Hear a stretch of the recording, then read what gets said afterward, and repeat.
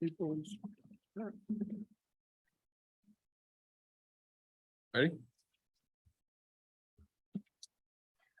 All right, afternoon, everybody. It's now 1:30 p.m. I hereby call the June 8th, 2022 meeting of the Area Board of Zoning Appeals to order.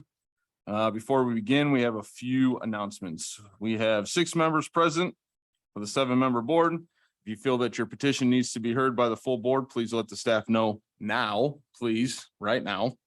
And we will table your petition until the next meeting when we possibly have more board members in attendance.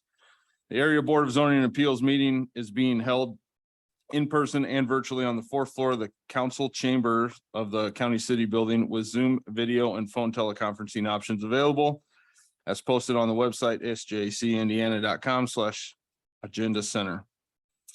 The meeting call-in number is 312-626-6799. The meeting ID is 961-6443-3903, and the password is 543186. Due to video issues from persons viewing meetings, the host will turn members of the public's microphone and cameras off during portions of the meetings where the public participation is permitted. A participating member of the public will have their microphone and camera, if any, turned on. If a member wishes to participate in the portion of the meeting, they will indicate by using the raise hand function in Zoom and or by messaging the host in the chat function. When on the phone, please use *9 to use the raise hand feature to be called on, and you can use *6 to unmute. To use the raise hand feature on Zoom video, please click on the bottom of your screen. If you have 2 computer video windows open and have a phone line active with the video open at the same time, you will create an echo effect, making it hearing you impossible. Please choose one option. Regarding public comment, we will first ask for any public comment from those sitting in the chambers and then call on members of the public attending remotely. Please clearly state your name and address for the record. We ask that the board members state their name when making a motion in a second. Lastly, please silence your cell phones and put them on do not disturb. Morgan, can we have a roll call, please? All righty. Mr. Hawley, Yes, I'm here. Mr. Moffett, Mr. Ritzema, Here. Mr. Roush, Here. DJ, Tavernier, here. and Mr. Bellerman. Here. Okay. Here. Did you say Schaefer? She did. No, Oh, I'm sorry, Mr. Schaefer. Okay. Here though. Pull this down into. you it a might, little more. yeah. Gotcha. All right, good to go. All right, so our petition number 1 was tabled. So can we hear petition number 2, please? Petition number 2, location is 219 North Dixie Way. Owner is 200 South Jackson Street LLC. Requested action, special use per section 151.127S residential to include a single-family dwelling when located in the same building as permitted or special use in the business commercial district or multi-family dwellings. Zoning is B for business commercial district in Roseland. Okay. Let's go ahead and put that on the screen. Oh, I think my mouse was off. There we go. Or my pointer. There we go. Okay. This is Ryan Fellows, Area Plan Commission staff. The petition is proposing to convert a fully commercial office building to 6 office/commercial units on the ground floor and 6 residential units on the 2nd floor of the existing 2-story building. So here you see 933, which is in town of Roseland, and here's a zoomed in picture. And the site plan shows the existing building. And there you can see the building. And it's along 933. There you go. Now, this is for the town of Roseland, so we're making our recommendation favorable to the town council. And because this is the town zoning ordinance, the standards are a little bit different than some of the other special use permits that we've had for other cases in the unincorporated county or other jurisdictions, so I'll go through them all. Criteria number one, the establishment, maintenance, or operation of the special use will not be detrimental to or endanger the public health, safety, morals, comfort, or general welfare. Criteria two, the special use will not be injurious to the use and enjoyment of other properties in the immediate vicinity for the purposes already permitted, nor substantially diminish and impair property values within the neighborhoods. And for this one, staff finds that special use will not be injurious nor substantially diminish the property value. Criteria three, the establishment of special use will not impede the normal and orderly development and improvement of the surrounding property for uses permitted in the district. And for this, staff finds that the proposed use will utilize an existing building with a ground floor and second floor residential mixed use as an effective and desirable development for the built environment and the community. Criteria four, that adequate utilities, access roads, drainage, and or necessary facilities have been or are being provided, which staff does find to be the case. And if there are any changes, then it'll be evaluated during the commercial plan review process. And again, no additional facilities are being proposed at this time. And criteria five, that adequate measures have been or will be taken to provide ingress and egress so designated as to minimize traffic congestion in the public streets. This property does have one vehicle access drive shared with this property and the one abutting to the north. And so that criteria is also satisfied. I'd be happy to answer any questions, and of course, the petitioner is available to do their presentation as well. Anybody got any questions? No? All right, is the petitioner here? Yep. You step up, name and address, please. John Tiffany Group, 706 North Eddy, South Bend. Good afternoon. Do you guys have any questions? We are hoping to take this building, and empty building has one tenant right now, and we're hoping to make it multifamily so we can move 6 tenants in for residential. And then the main level will be State Farm is one of the tenants who's been there for many, many years, and they'd like to stay, and some other commercial tenants on the main level. So that's our goal. We put together some renderings at the last minute. You guys can take a look at those. Yep, absolutely. Those are yours.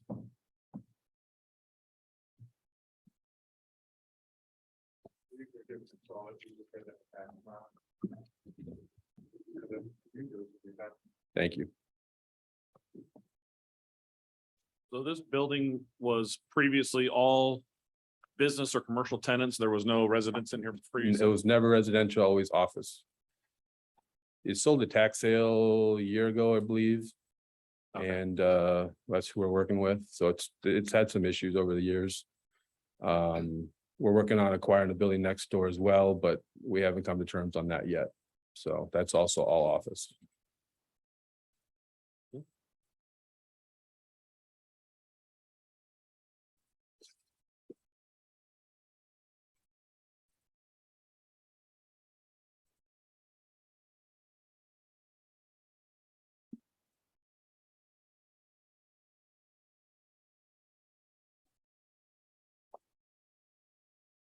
I'll let them look at it. We'll see if we got any questions. Thanks for putting those together, John. No That's, problem. that's, Sorry, that it was answered last most of my minute. questions. Good deal. So we were hoping.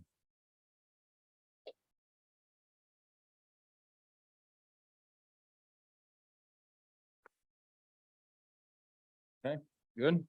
Guys got any So there questions? was 3 pages, they were all made it pass. Yes. Correct. Great. All right.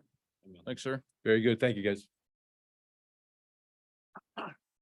Okay, I'll open it up to the public. Is there anybody in chambers that would like to speak for the petition? Please step forward.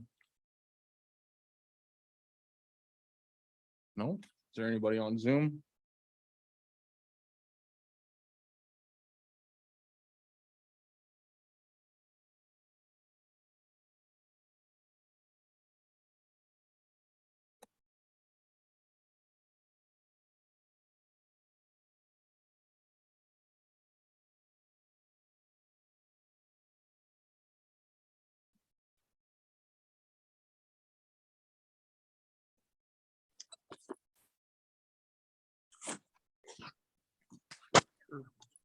Is there any way you can fix my screen too? Because it's showing us.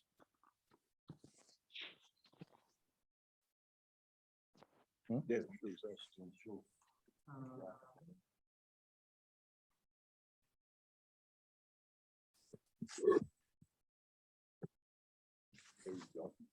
Okay, there we go. Now I can see. Got it.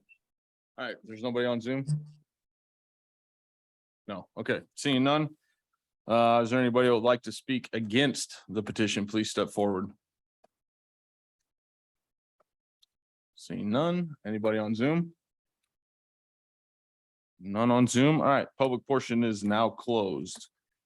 You guys got any other questions? You guys? I'll take a motion. I'll make a motion that we send it to the Roseland Town Council with a favorable recommendation. Second, Donnie Ritzma. Bob Hawley. Motion and a second.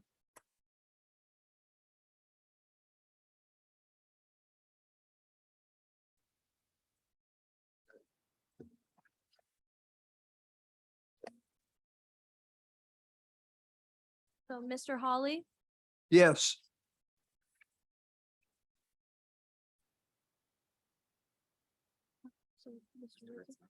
Mr. Ritzma, Yes. Mr. Roush, Yes. Mr. Schaefer, Yes. Mr. Velleman, Yes. and Mr. Tavener. Yes. Based on the testimony presented here today, the Area Board of Zoning Appeals, after careful consideration, votes in favor of sending a favorable recommendation to the Roseland Town Council and will issue written findings of the facts. Thank you. Sorry about that.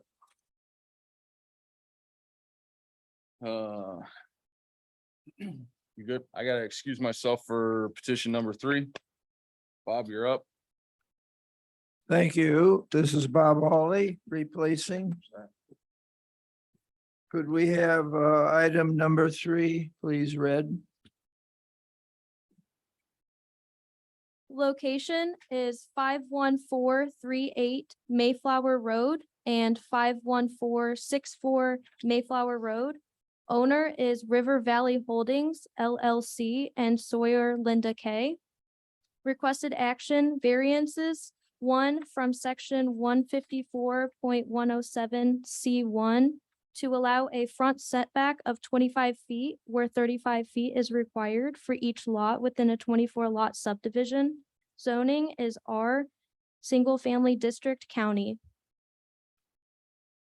Good afternoon. This is Sean Klein, Area Plan Commission staff.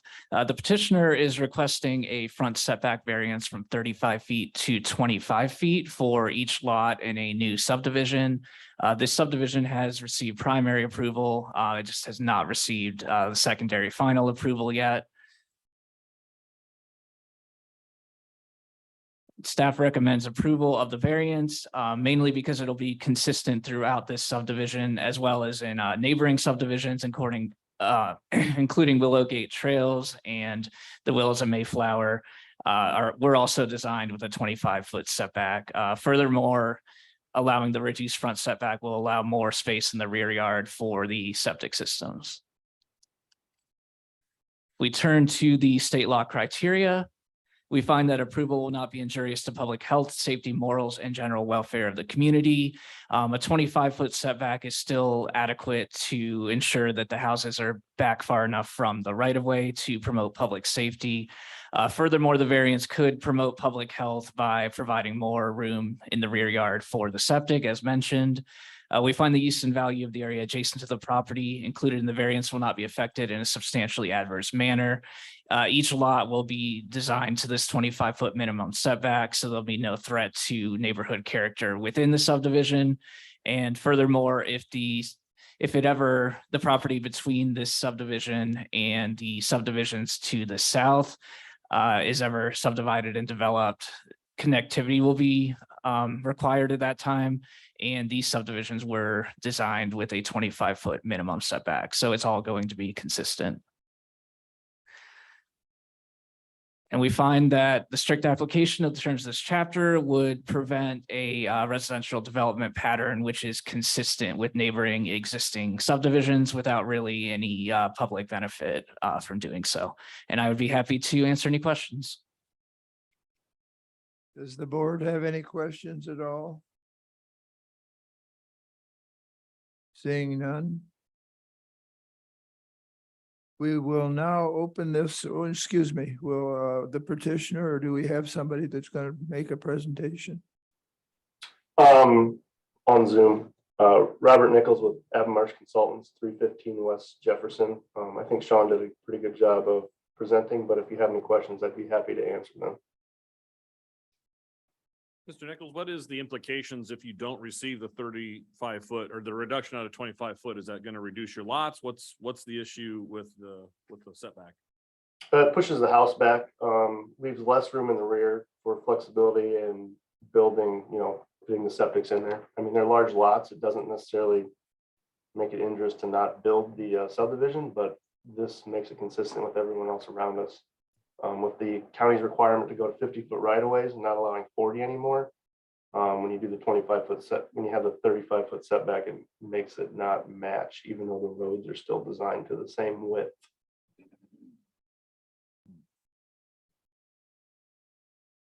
Thank you. Any other questions? Okay, at this time, we will open it to the public. Is there anyone here that wishes to speak in favor of the petition or on Zoom?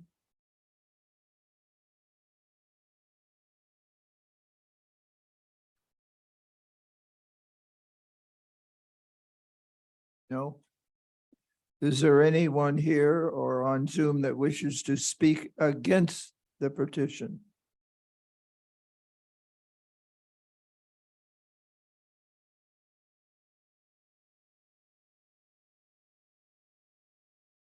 Seeing none on Zoom. What is the board's wishes? Do we have a motion? Mr. Holly, I make a motion to approve the variance as requested. I don't see any issue with allowing the setback to match what's already existing in most of the other subdivisions in this area. And it makes sense to give as much space for a septic system that we know can be problematic over time. And Donnie Ritzman, I'll second. We now have a motion and a second. Can we hear the vote, please? Mr. Moffett? Mr. Ritzima? Yes. Mr. Roush? Yes. Mr. Schaefer? Yes. Mr. Velleman? Yes. And Mr. Holly? Yes. Based on the testimony presented here today, the Area Board of Zoning Appeals, after careful consideration, finds this variance granted and will issue written findings of the facts. Thank you very much. Now we shall have the return of our chairman. And we're on item number 4.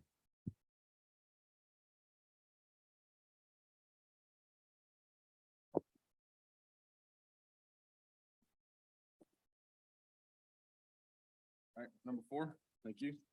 Location is 16590 Arthur Street. Owner is O. Dwyer Jeffrey Allen. Requested action is variance 1 from section 154.070 C1A1 to allow a maximum height of 24 feet where 22 feet is permitted for an accessory structure on a lot size of 1 to less than 3 acres. Zoning is R for single family district county. This is Kylie Abrams, Area Plan Commission staff. Staff recommends approval of the requested variance. The petitioner is seeking to build a 24-foot tall pole barn in the southeast corner of the property to store a Class A RV. This property is located north of Cleveland Road and east of Grape Road. It is surrounded by dense woods to the east and single-family residential homes to the west and north. 2 commercial buildings abut the southern property line and are separated by a 6-foot privacy fence and dense tree line.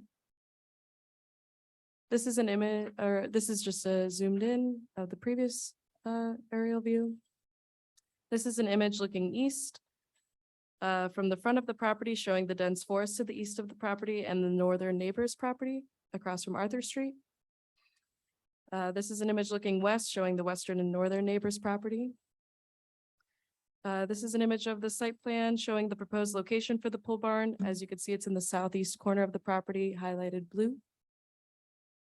Here's a photo of looking towards the southeast corner. When I visited the site, I tried to take a picture of the southeast corner, and as you can see, it is not visible from Arthur Street. Onto the state criteria. The approval will not be injurious to the public health, safety, morals, and general welfare of the community. The added 2 feet in height will not have an effect on nor be injurious to the public health, safety, morals, and general welfare. The proposed location of the pole barn minimizes visual impact to the community, and it will not be visible from Arthur Street as well as Grape Road. The use and value of the area adjacent to the property included in the variance will not be affected in a substantially adverse manner. The pole barn is proposed to be at the southeast corner of the property, which is surrounded by dense forests, and a commercial property to the south with a privacy fence. There is also an existing 10-foot easement, and there are no windows facing the proposed building from the southern commercial property. The additional 2 feet in height will not obstruct any views or affect the use or value of any other properties. Although there are no other pole barns or non-conforming structures in the direct area, many other homes have oversized sheds and storage structures. The strict application of the terms of this chapter would result in practical difficulties in the use of the property. The petitioner would lack adequate clearance to perform regular maintenance on the RV that would be stored inside the proposed building. The specific intended use of the structure is for a Class A RV and would be limited at the standard 22 feet in height. I will now take any questions and let the petitioner present. Guys got any questions? No, all right, is the petitioner present? Name and address, please. Well, when you get up there, I'm sorry. Jeff O'Dwyer, 16590 Arthur Street, Granger. Okay. Basically what we want to do is build a pole barn to keep stuff so it's not outside. I don't like the look of leaving an RV or cars in the driveway. So that's what we want to do.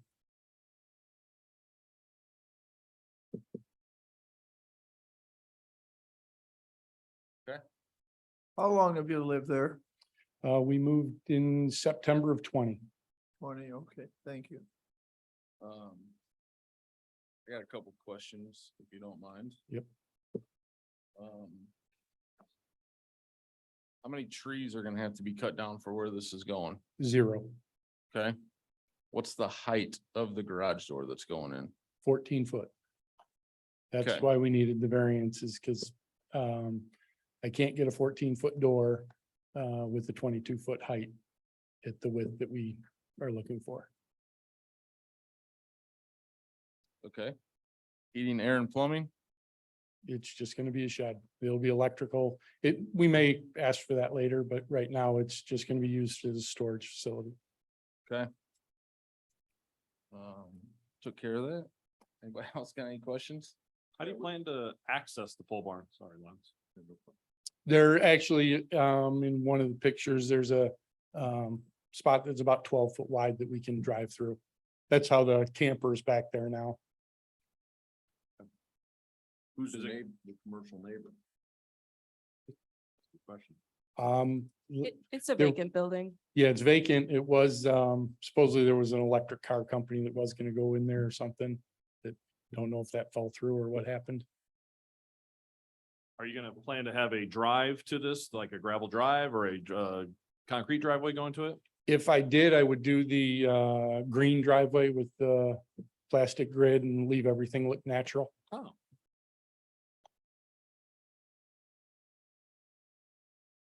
Do you hope to build that this year? Yes.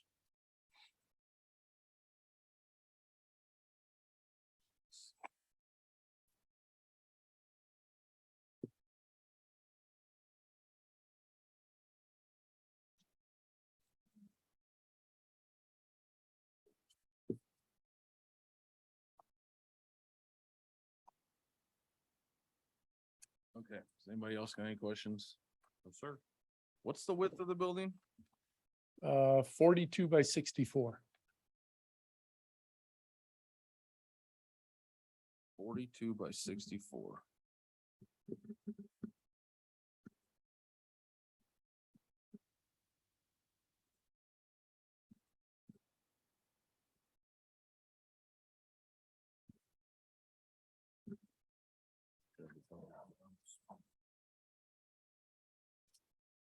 No.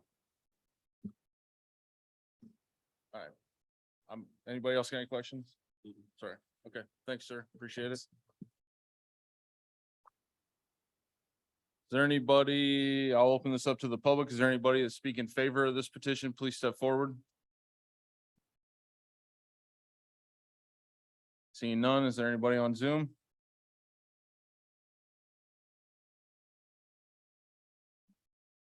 No, seeing none. Okay. Is there anybody here to speak against the petition? Please step forward. Seeing none, is there anybody on Zoom?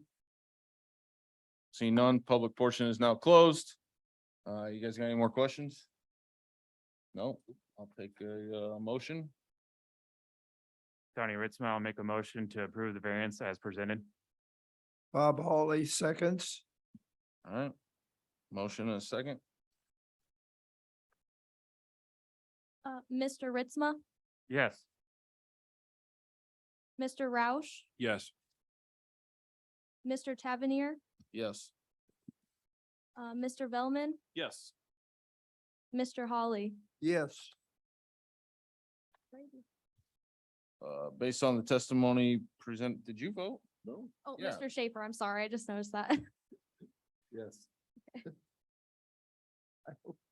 Yeah, I only had 5. Apparently you're blocking him. You can't see Yeah, him. all right. So based on the testimony presented here today, the Area Board of Zoning Appeals, after careful consideration, grants the variance and will issue written findings of the facts. Sorry. Thank you, sir. Appreciate it. Number 5.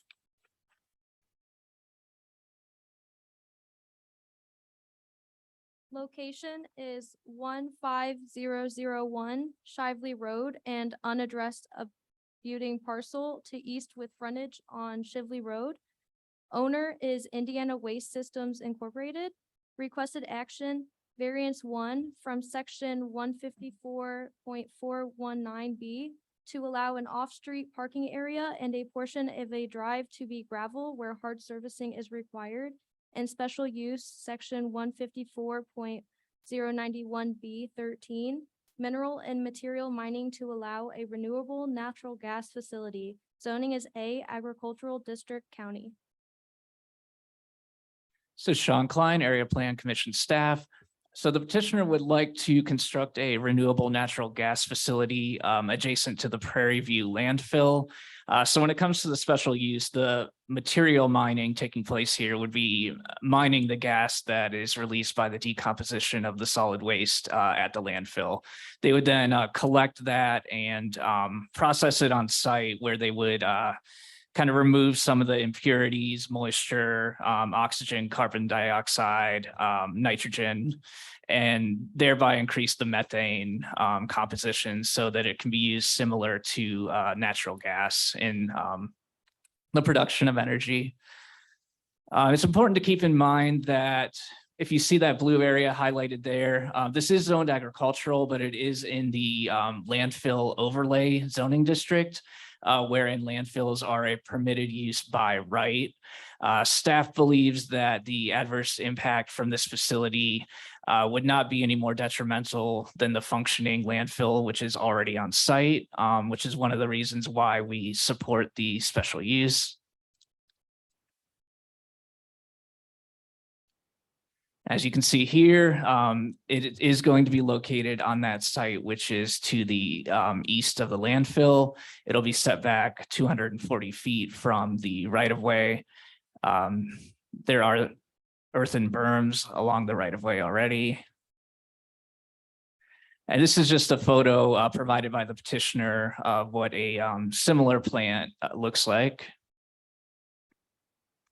If we turn to the 4 criteria in the zoning ordinance for the granting of a special use, staff finds that the proposed use will not be injurious to public health, safety, comfort, community moral standards, convenience, or general welfare. We feel that the use might actually serve the general welfare in that it's taking a waste that's going to be released into the atmosphere one way or another and generating a productive use from it. It might actually also serve public health and safety because this procedure is preferable to just releasing the gas that's generated into the atmosphere. That gas has volatile organic compounds in it and other hazards beyond just the methane. We find that the proposed use will not injure or adversely affect the use of the adjacent area or property values therein, mainly because this is in the landfill overlay district. There's already a functioning landfill immediately next door. And it's shown that these facilities might actually reduce the odor that's generated on site versus just simply releasing the gas or just torching it off, which is often the case with landfills. Turning to the 3rd criteria, we find that the proposed use will be consistent with the character of the district in which it is located and the land use is authorized therein, because once again, we're dealing with the county's landfill overlay district. Where there are uses that are just generally going to generate odors.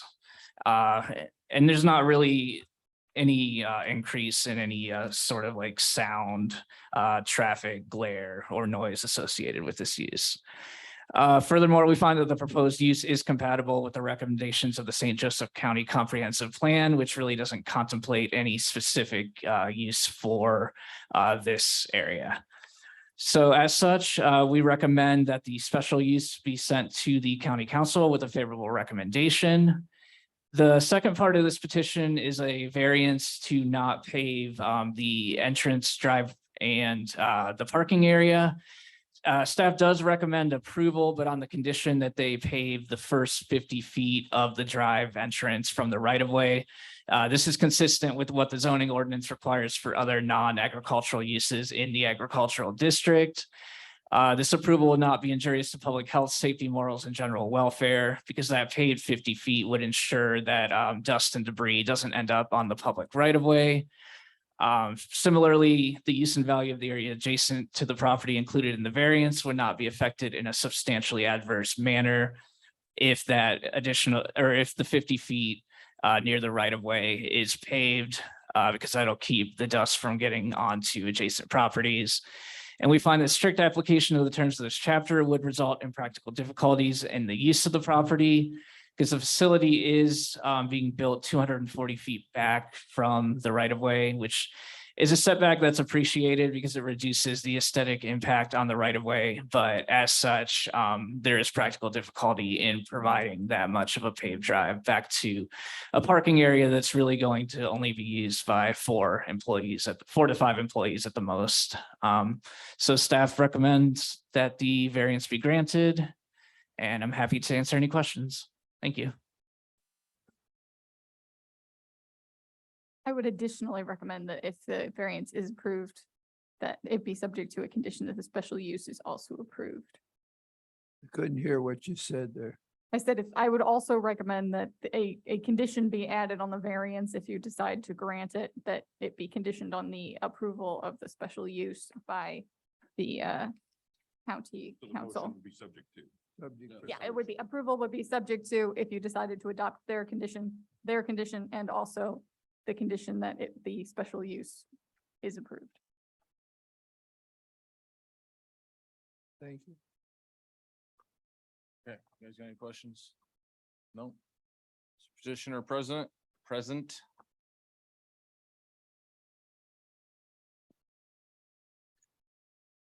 Yes, good afternoon, Mr. Chairman, members of the board. My name is Matt Price. I'm an attorney at Denton's Law Firm in Indianapolis, 10 West Market Street. I'm here tonight or this afternoon on behalf of Kenetrex. I've got two individuals with me who are experts with regard to the operation of the proposed facility. Bill Wayzata with the company petitioner, and Mark Thorpe, our civil engineer. The staff did an excellent job of analyzing our proposal, but just to reiterate a few things and maybe expand upon a few concepts. The first proposal is the special use for the renewable natural gas facility to be placed there itself. We more or less agree with the analogy that staff has raised, that it's like a use where you're mining an existing resource and putting it to a use that's beneficial. And in the same way here, we're collecting a gas that's already being produced by the landfill, already has infrastructure to collect that gas. What we would do is just build upon that infrastructure so that we could clean up the gas and then sell it to the grid or to the pipeline that's already traversing our property. So the pipeline is already on site. So it makes it ideal for this type of facility to be located here. The proposed facility is well removed from existing uses. As you saw from the one picture that was given, we're within a very large landfill overlay district. And we comprise just where our facility will go, just fits neatly within that overlay district and really functions almost like an accessory use, if you will, to the landfill. The frontage area already has a berm constructed in front of it. We're proposing to locate our access drive in a break, an existing break in the berm, so we don't have to make any additional breaks to the berm or remove any portions of it.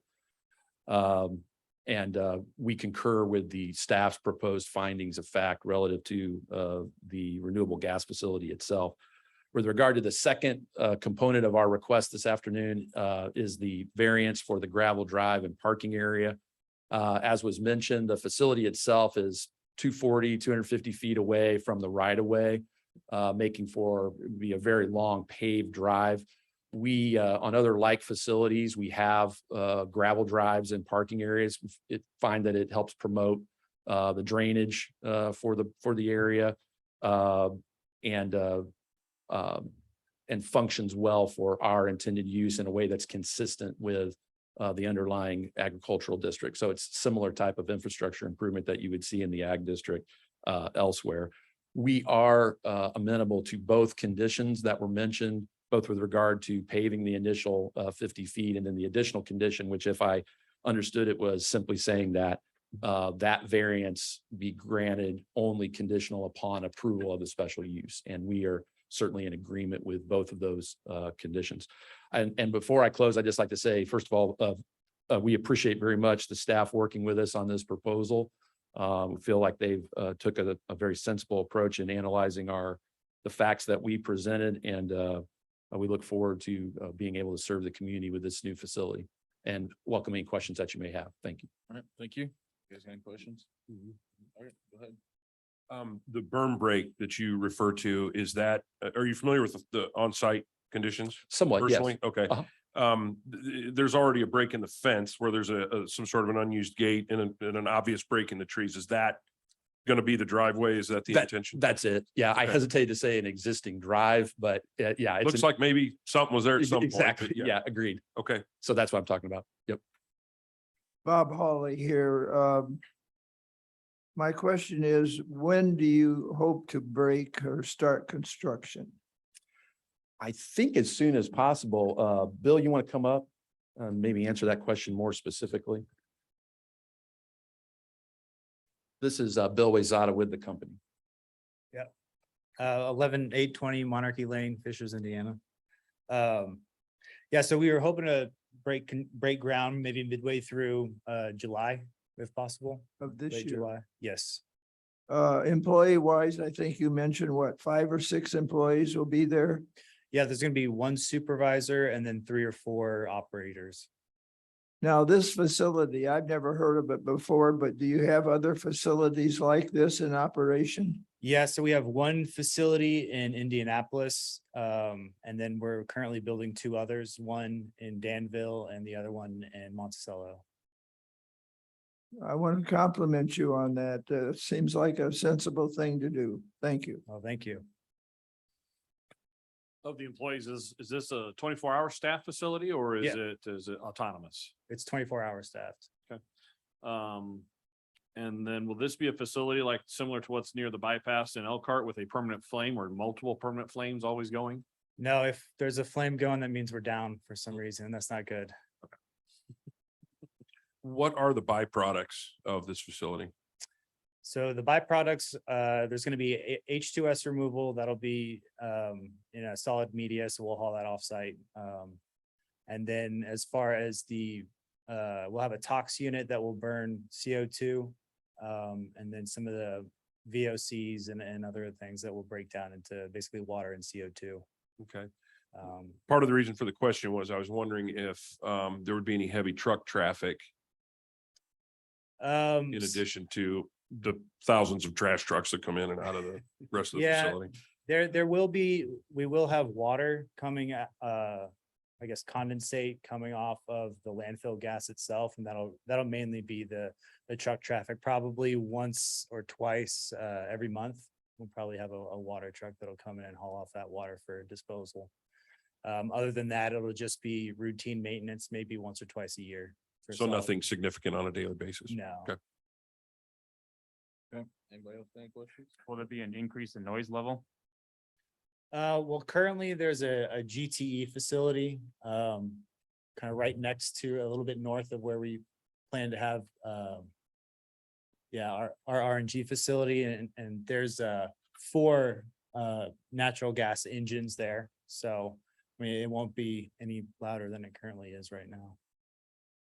You mentioned there'll be 1 or 2 trucks, maybe a month, collecting water. Yeah. Taking water away, Mhm. right? Yeah, Where does that water go? that'll go to either a treatment or disposal plant. I'm not sure right now.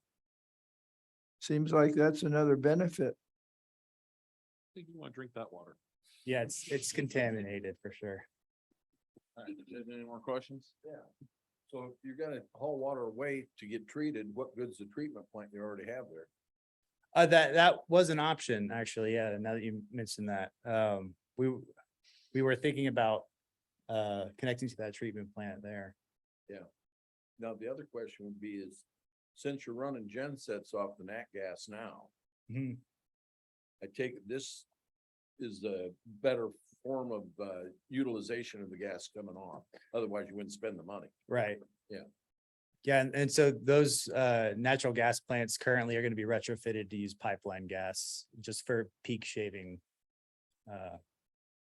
Whenever the power company requires more power, they can turn those on and run off pipeline gas. Along those lines, so that was something, it may not be relevant, but you're in essence contributing to the grid, so to speak, kind of like a solar farm would with electric. Yeah, we're contributing to the natural gas grid in a way.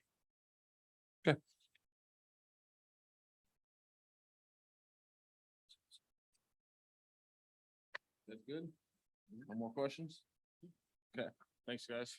Thank you. Open it up to the public. Is there anybody that would like to speak in favor of this petition? Please step forward. Seeing none, any on Zoom? Seeing none, is there anybody that would like to speak against this petition? Please step forward. Seeing none, any on Zoom? Seeing none. All right, public portion is now closed. Any final questions? Or I'll take them. You'll want to do this in 2 motions. 2 motions. 2 motions, all right? I'll make a motion to provide a favorable recommendation to county council approving the special use. Bob Hawley, second. Okay, motion and a second. So for the variance, This is the special use, oh, and the special use, okay. just the Oh, special this- use. Oh, just the For special the use. special Oh, use. gotcha, sorry. Mr. Schaefer, Yes. Mr. Tavernier, Yes. Mr. Velman, Yes. Mr. Hawley, Yes. Mr. Ritzma, Yes. and Mr. Roush. Yes. Based on the testimony presented here today, the area Board of Zoning Appeals, after careful consideration, will send a favorable recommendation to the county council. And will issue written findings of the facts. All right, now we need a motion for the variance. Donnie Ritzma, I'll make a motion to approve the variance on the condition that the pavement be provided for the first 50 feet of the driveway and also under the condition that the special use is approved by the county council. Excellent. Bob Hawley, second. Motion and a second. Mr. Roush, Yes. Mr. Schaefer, Yes. Mr. Velman, Yes. Mr. Hawley, Yes. Mr. Ritzma, Yes. and Mr. Tavernier. Yes, based on the testimony presented here today, the area Board of Zoning Appeals, after careful consideration, grants the variance pending the special use approval and pending the special use approval from the county council, and will issue written findings of the facts. Thank you. Number 6. Location is 69600 Ironwood Road. Owner is Roy and Thelma Klotz. Requested action, variance 1 from section 154.92A to allow a minimum lot area of 9 acres where 20 acres is required. And variance 2 from section 154.92D to allow a front yard setback of 60 feet from the center line of the road where 75 feet is required for a 1-lot minor subdivision. Zoning is A for agricultural district, county. So Sean Klein, Area Plan Commission staff. Petitioner would like to divide off 9 acres from this 99 plus or minus acre parcel. It contains one existing house. There really isn't going to be any loss of currently tilled agricultural land with this 9 acres. It's currently wooded. The soil type indicates that it's only favorable for agricultural purposes if it's well drained, which it seems to be retaining water. So it doesn't seem to be as favorable for agricultural use as the remaining 90 acres. As such, staff recommends approval of the variances. It won't allow for the creation of any additional residential use in the agricultural district, and it won't lead to the loss of any currently cultivated agricultural land. When we turn to the state law criteria, we find that the approval will not be injurious to public health, safety, morals, and general welfare. The front setback variance is for the existing house. It's still going to be set back 20 feet from the newly dedicated right of way. So as such, it shouldn't be a threat to public safety. And we find that the variance will not be injurious to general welfare because it won't allow for an additional residential use in the agricultural district.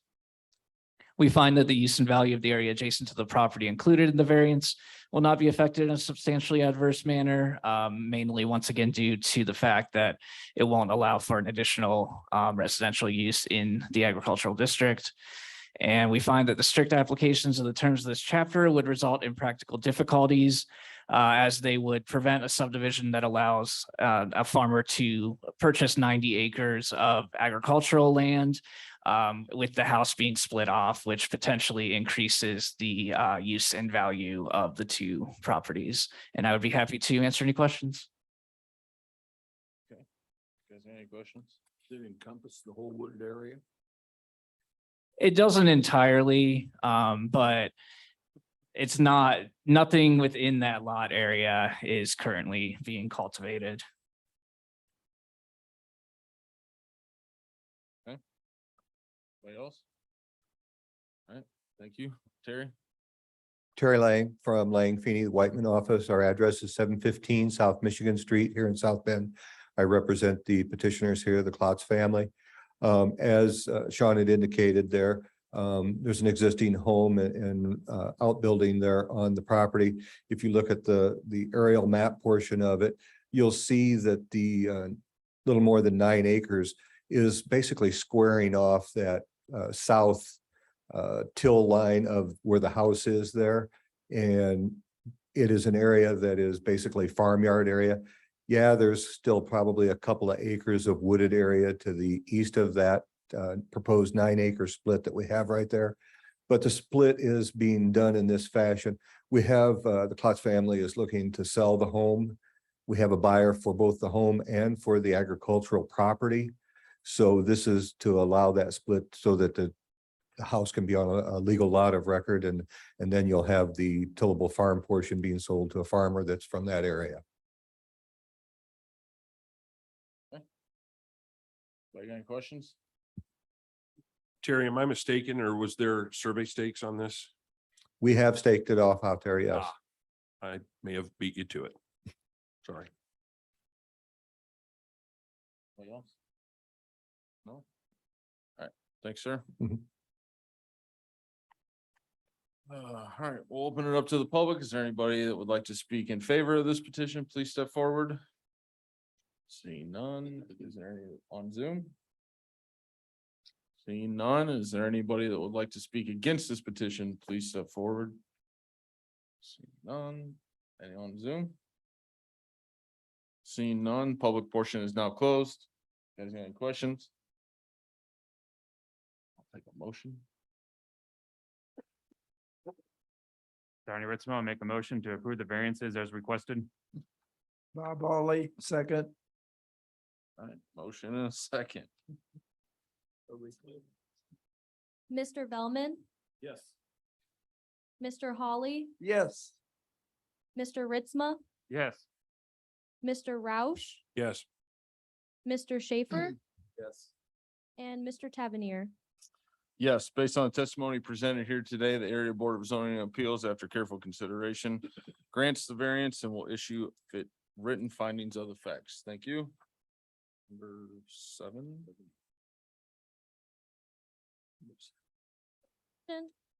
Location is 10544 Jefferson Road.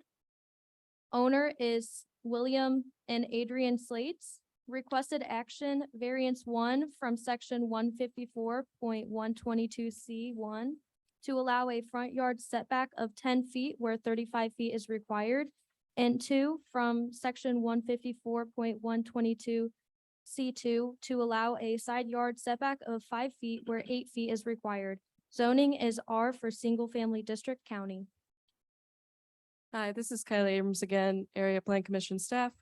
Staff recommends approval of this requested variance. The petitioner is seeking to replace an existing 22 by 62 foot garage with a new 30 by 70 foot garage to accommodate storage needs. Here are some aerials of the property. This is the property on Jefferson Road with riverfront access to the St. Joseph River, less than 1 mile east of Ash Road. It is surrounded by similarly built single-family residential homes. This picture here looks east towards Ash Road. This picture looks west towards Bittersweet Road. As you can see, there are several other homes in the immediate area that are not meeting setback and development standards. This is a picture of the existing garage that is proposed to be replaced. Here's the provided site plan for the project. The red lines, which are kind of hard to see, show the existing garage. And as you can see, the garage will be slightly moved to the east and made bigger. Here's another site plan. This is a picture showing the area between the Jefferson Street garage and the neighbor's garage, which also does not meet side setback requirements, making the area in between unusable anyway. Onto the criteria. The approval will not be injurious to public health, safety, morals, and general welfare of the community. The garage currently in place is not injurious to public health, safety, morals, and general welfare. The petitioner wishes to build a new replacement garage in roughly the same location to allow access to Jefferson Road and the current driveway. The current location of the garage also allows room for a planned septic field to be installed in the future, which would prevent future injury to public health and safety. Number two, the use and value of the area adjacent to the property included in the variance will not be affected in a substantially adverse manner. The existing garage does not affect adjacent properties as it matches the character of many of the other riverfront homes on Jefferson Road. The proposed garage will be 3 feet further from the property line than the current garage. As shown, the adjacent property's garage is also less than 10 feet from the property line, so the space in between the two garages is unusable. The improved replacement garage could also have the potential to increase nearby property values. Number three, the strict application of the terms of this chapter would result in practical difficulties in the use of the property. The petitioner would have significant difficult use of the property should this variance not be granted. Due to the narrow landscape and character of the area along the St. Joseph River and Jefferson Road, there is limited front yard space for a garage or storage space that meets current setback standards. The current garage is not enough storage space for the petitioner's recreational water vehicles and boats. Relocating the garage would also leave little open yard space for the property, which would prevent future improvements to the septic field. I'll now take any questions and let the petitioner present. Kylie, just to clarify, this is two variances, correct? No, what, what, Brandy, how do you want to do it? Because it is two variances. It's the front and the side. Yes. So separate. If you want to do the same thing for both of them, you can make a motion on both of them. If No, I you was want to just- treat I them understand. separately. I was just, the way it's presented here in the staff report, it's written as one variance, or it's throughout, it's say as one variance, so I just wanted to clarify this is actually two variances. Yes, you are right. Thank you, Donnie. Yes, it is two. Anybody got any questions? Terry? Terry Lang from Lang, Feeney, the Whiteman office here in South Bend. Our address is 715 South Michigan Street here in South Bend. Represent the petitioners, the Slates. The existing garage that you see in the photos there, the Slates went out to do some work in the garage recently and found that they had some damage from termites. It's pretty bad shape, so they've decided to just replace it. I have a proposed rendering of what the new building would look like.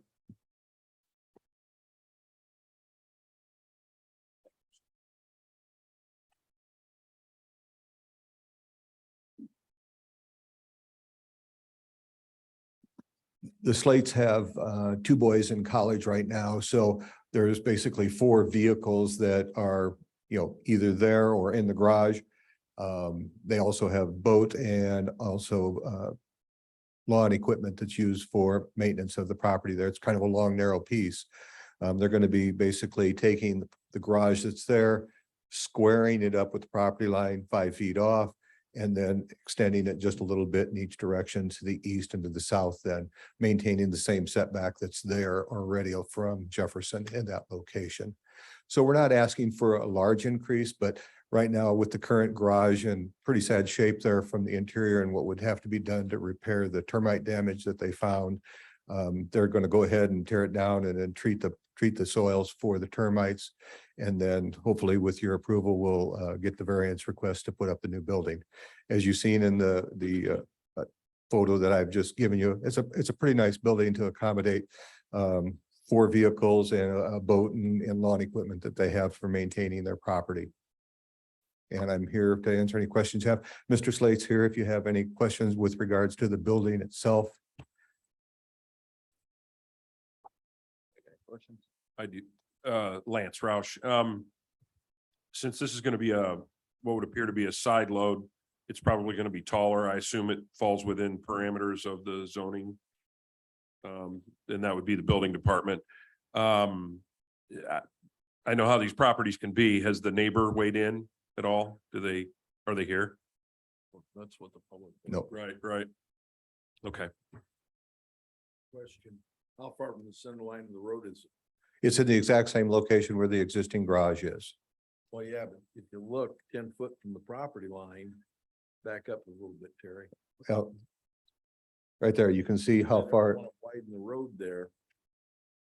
Yeah, if they widen the road, it'll take the garage next door. And as you go down, there's 2 more houses that set out close to the road at that location also. That's right at Boggo Bay, and the houses are basically 10 feet off of the right-of-way lines there.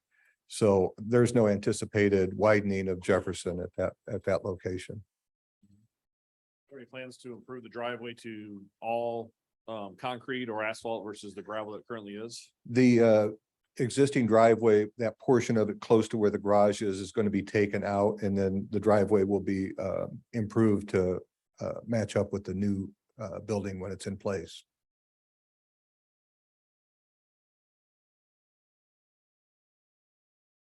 So question that I have is the width is showing on your site plan is showing 30 foot. But the building specs on, is this the actual building that they're? No, that's just a simulation of Okay. what you see on the site plan is the proposed dimensions 'Cause on this there. one says 72, so that's why I was asking. Yeah. So, all right, and then, so they're gonna come through, they're gonna come down the driveway, they're gonna make a big sweep so that they can side load this, or? Correct. The driveway, when you look at the aerial map portion of it, you can get a better feel for. They're gonna be moving that driveway so that you've got the circle drive. That easterly portion of that will be extended up once they add the garage. The new garage in there, that driveway then will be used for making the turns into the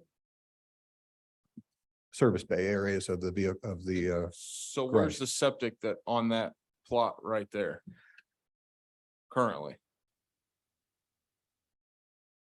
Septics are currently located in this vicinity here, okay, and then once this driveway reconfiguration takes place, this portion right here where that other portion of the driveway is being reserved for replacement system is necessary. They have to take out drive and scarify the ground for a replacement system in that area. Current septic system has not got any problems. But we are planning on making sure that there is an area set aside for that if there would be in the future. thank you. Anybody else? No? No questions? Okay, thanks, sir. All right, I'll open it up to the public. Is there anybody here to speak in favor of this petition? Please step forward. Seeing none, is there any on Zoom? Seeing none, is there anybody here to speak against this petition? Please step forward. Seeing none, any on Zoom? Seeing none, petition, or I'm sorry, public portion is now closed. Guys, got any more questions? I'll take a motion. Mr. Chairman, while this exists on a, obviously a county road or a platted road, but I equate this to like a lakefront property where all you see along those roads is garages. They're pretty close to the road. They're pretty, I'm not gonna say obnoxious, but what else choice do they have, right? So I would make a motion to approve the variances, both the side and front yard setback as requested for this petitioner. Bob Holly, second. Motion and a second. All righty, Mr. Hawley, Yes. Mr. Ritzma, Yes. Mr. Roush, Yes. Mr. Schaefer, Yes. Mr. Mr. Tavernier, Yes. and Mr. Velleman. Yes. Based on the testimony presented here today, the Area Board of Zoning Appeals, after careful consideration, grants both variances and will issue written findings of the facts. Thank you. Thank you. Number 8. Location is 32725 Early Road and 32787 Early Road. Owner is Nativity of the Mother of God Serbian Orthodox Monastery Incorporated. Requested action variance 1 from section 154.70 CD to allow an 8-foot 70% or higher open space fence where a 4-foot fence is allowed. Zoning is ours for a single family district county. Hi, Kylie Abrams, Area Plan Commission staff again. Before I begin, I just want to note that the Serbian monastery has since amended the 8-foot requested variance to a 6-foot variance. So it would read as to allow 6 foot, 70% or higher open space fence where 4 foot is required. Staff recommends approval of the requested variance. The petitioner is seeking to build a 6 foot high see-through high tensile fence along the front of the properties for privacy and security purposes. This property is an Orthodox monastery with residents who live there full-time and patrons who visit the church alike. It is less than half a mile east of Timothy Road with the city of New Carlisle just to the north. The petitioner owns both of the parcels shown here and wishes to surround the entire outside lot lines of both of the parcels with the proposed 6 foot fence. Here's a more zoomed in aerial. Here are the provided site plans for the project. Note that this one, showing the proposed fence in the rear is shown as 75 feet from the rear property line to allow access to the drainage easement for the drainage ditch at the rear end of the property. The front site plan shows that the fence will run from the outside corners of the parcels with gates at the main entrance and personal access driveways on the east property. As you can see, much of the fence will be behind privacy landscaping already in place. Here's a picture showing the main entrance gate that the fence will connect to. Here's a picture looking west towards Timothy Road of the privacy landscaping along the front of the west parcel that the fence will be behind. Here's a picture looking east towards the east parcel. And as for the development standards, the approval will not be injurious to public health, safety, morals, and general welfare of the community. The added height to the front fence will not be injurious. The front fence will mostly not be seen from Early Road and is partially behind a line of privacy landscaping. It is intended to protect the health, safety, morals, and general welfare of the monastery and to prevent further intrusions and prevent potential crime. Number two, the use and value of the area adjacent to the property included in the variance will not be affected in a substantially adverse manner. The fence will not affect the use nor value of the adjacent area. The property is in a rural area with other large properties and religious organizations with sizable amounts of acreage. The front fence will mostly not be visible from Early Road, and the side and rear fences will meet zoning and building standards. The monastery has cooperated with the Drainage Board and AEP to ensure that their fence does not encroach on any drainage nor utility easements. Finally, the strict application of the terms of this chapter would result in practical difficulties in the use of the property. Strict applications to the terms of this chapter would result in practical difficulty in use of the property, as convents, seminaries, monasteries, and nunneries are a special use in the R single-family district, which makes the use unique in this case. The special nature of the monastery use warrants the granting of an increased fence height beyond what is permitted in the R single-family district. I'll now take any questions. Bob Hawley here. Do you have any picture of the type of fence or the? I did not include, yes, it should be in the packet. Nothing in our packet. Oh, I'm sorry. It is similar to a black see-through iron fence, about 6 foot in height with a horizontal bar running along the top and the bottom with spikes at the So top. you would say it's kind of a rod iron type fence? Yeah, I would say that. My apologies. Doesn't jump out at you then? No, normal looking wrought iron style fence. Thank My you. apologies for not including that.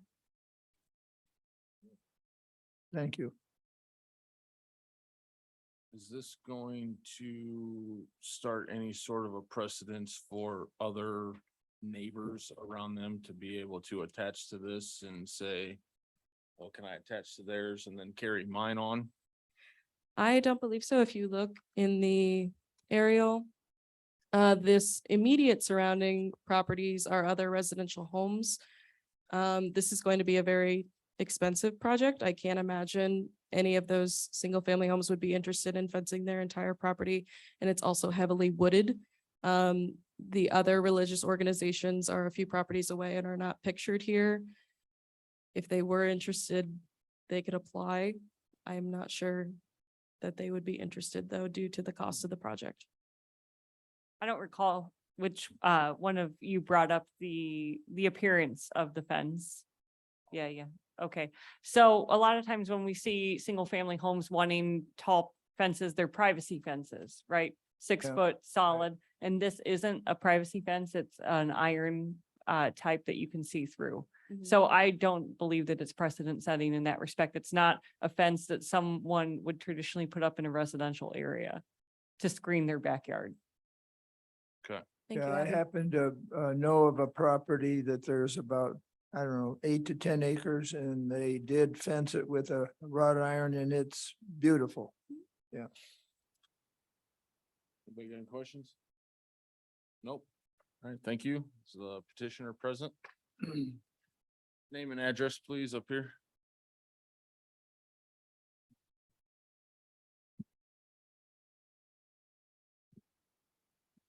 Good afternoon, Mr. Chairman and members of the board. My name is Tom Everett of the law firm of Barnes and Thornburg here in South Bend, located at 201 South Main Street. I represent the monastery. I'm joined today by Mother Macrina Zugic of the monastery. And as stated in the presentation, first, I just want to clarify that the type of fence, it's actually not going to be a wrought iron fence. It's going to be a high tensile fence with wooden posts and metal wires along horizontal along between each fence post. As stated in the presentation, the monastery is seeking to put a fence around the entire property in response particularly to recent security breaches of the property. On May 2nd of this year, an unauthorized unknown vehicle drove onto their property, which is 40 acres, and began driving around the property, taking pictures of various parts of the property for an unknown reason. As I mentioned, the monastery is located on 40 acres in a very rural, secluded area. And the 5 nuns who live full-time on the property do not feel safe and will not feel safe until they're able to get a fence put around the entire property. And so the fence along the sides and the rear of the property are within the current zoning ordinances. And so they're just seeking a variance to install a 6-foot fence along the front instead of the 4-foot allowed. I'm happy to answer any questions. All right, I got a couple questions. But does anybody else have any first? Go ahead, Bob. 40 acres, boy, that's quite a piece of property to have fenced. The Yes. whole area is going to be fenced, right? Correct. Have you talked to a contractor about this? No, because we are waiting for your approval. And I Can you have to speak tell into you, can you speak into the microphone, please? yes, we were waiting for your approval first. And then I didn't have a time to tell our lawyer, the intruder came on May 2nd on our building where we live, where just the nuns live. And he actually came on our floor where nobody, no one guy comes ever, never. And he was through all our rooms. When we asked him why he went over there, he said he was wanted to meet the father. And we immediately know that has anything to do with the father. So we informed police immediately, and police guard us from May 2nd until today. They whole entire May, they were 24 hours in the monastery. I mean, we are under police protection. And now beginning June, they are coming just during the night because we are really do not feel safe in a monastery. Okay. And monastery exists 30 years in New Carlisle, and we never had these kind of problems until now. At the main entrance there, is there a gate across the main entrance, or will there be a gate? There is a gate. There is a gate, but you don't see now. There is a metal gate. Thank you. Mhm. Joe? Oh, you didn't have any? Okay. I got a couple questions. Anybody else? No? Good. All right. So this fence that we're putting up, it's going to be a horizontal high strength cable. Yes, a high tensile strength cable. Okay. Are we gonna, huh? It's wire. I understand. So, kind of like cable railing on a deck or so on and so forth, something that becomes a ladder for people to be able to climb up. Huh? Can't crawl it. High tensile fence. You can go through it, but you can't crawl. I don't think that's hard. No, but I'm just asking. So They just wanna go 2 foot taller than 4 foot. I understand. I'm just, Mhm. we were under the assumption, correct, that this is like a metal fence, or some sort of a wrought iron or aluminum fence, correct? Yes, I'm sorry, that was the original plan, but I suppose it's been amended. Evidently changed. Question, is county ordinance 4 foot on all fencing in the county? For the front, For the front. So that means anybody that's got a deer fence up is it not compliance? For the front setback. Okay. All right. Just double checking. I'm good. Anybody else got any questions? And to clarify, this is all behind, it seems like there's a gigantic hedgerow closest to the road, right? And the fence would be behind that. On the portion of the, yes, on the western parcel is where the privacy looking west here. Yes, so that would be behind this row of privacy trees here. That's on both sides of the entrance, if I remember right, isn't it? it is on both sides of the entrance. As you can see, it kind of tapers off once you get into Mhm. the eastern parcel, Mhm. which you can see in this photo. This is just the portion where there's no privacy landscaping, but for the whole thing, it's mostly all there, all the way. Bob Hawley, again, I'm just uncomfortable with this fence thing, and I just wondered, did that change somewhere along the line that you went from one design to another design? Or who proposed this? I'm just concerned about the safety of what you're trying to accomplish. And are you making this fence easier to climb over than, I mean, if you're gonna spend all this money, you want to do it the right way. Certainly, and I think the planning for this fence is still ongoing. There was a design change from perhaps a wrought iron fence to now this high tensile wire.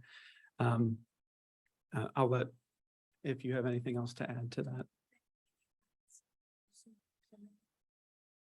Another representative of the monastery, Ivan Takis, is on Zoom.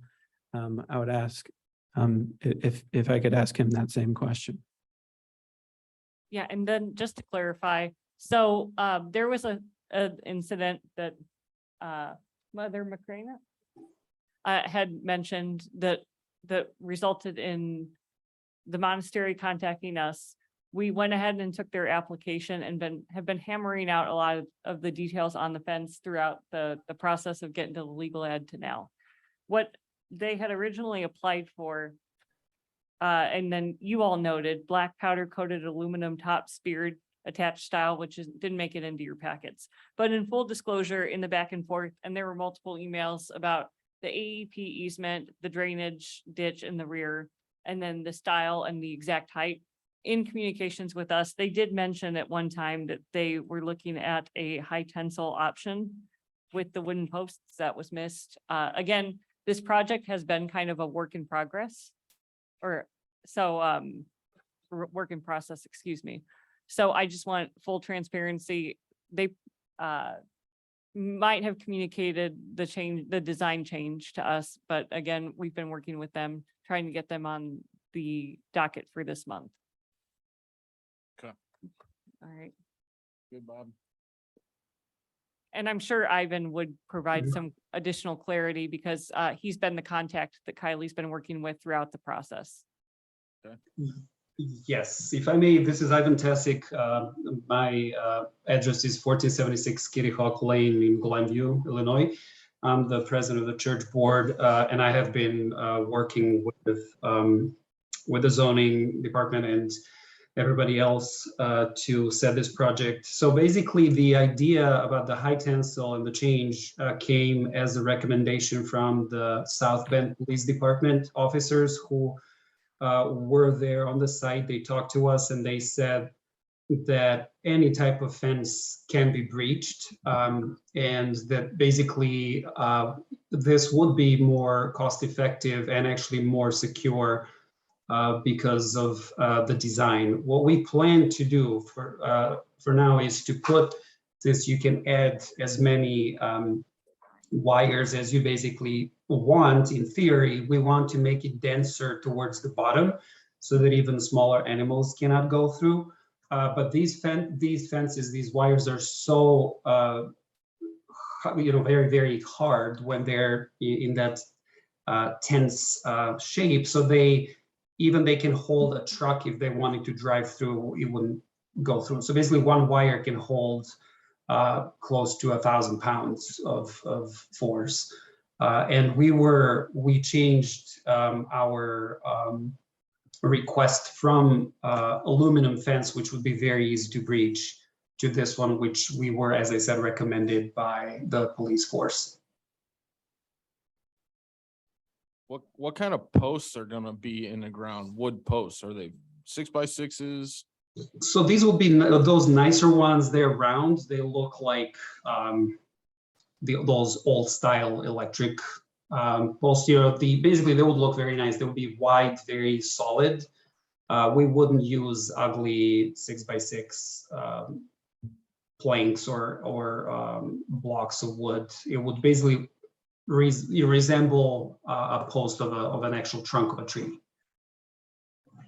Thank you. So we will try to do it as appealing as possible because it's very wooded area and we want to match it to the surroundings. All right, anybody got any questions? No? Sure. No? Thank you. Thanks. Thank Thanks you. for bringing him into the picture. That helps me. Thank you. Thank you. Abby, you got something to say? Well, it's my understanding just from our conversations with the petitioner that they're really under the gun to get in the fence. I didn't know if it would give you all comfort to have a rendering of what the aesthetic would look like for the fence. No? Okay. I don't need it. I'm happy with the police, the fact that they've contacted the police and have their suggestions. I'm perfectly happy with that. Good, thank you. All right, we'll open it up to the public. Is there anybody here to speak in for the petition? Please step forward. See none. Is there any on Zoom? Seeing none. Is there anybody here to speak against the petition? Please step forward. Seeing none. Any on Zoom? Seeing none. Public portion is now closed. You guys got any more questions, or I'll take a motion? Mr. Chairman, I will make a motion to approve the variance as requested. I think obviously the monastery has a security issue they're trying to solve, and this is a great resolution for it. They're trying to accommodate everything they can into the existing landscaping structure and keep it pretty hidden as much as possible. So I can do everything they can, and 6 foot is a better opportunity than 4. Bob Hawley, I'll second that, subject to the 6-foot fence. Guys, the variance is for 8 feet. No. No. They amended it. They amended it to They 6. amended it for 6? Okay, so Yeah, that she stated that, yeah. She stated that at the beginning. Thank you, guys. Mr. Ritzma, Are we good? Yes. Mr. Roush, Yes. Mr. Schaefer, Yes. Mr. Velman, Yes. Mr. Hawley, Yes. and Mr. Tavernier. Yes, based on the testimony presented here today, the Area Board of Zoning Appeals, after careful consideration, grants your variance and will issue written findings of the facts. Thank you. Thank you. Okay. Findings of the facts.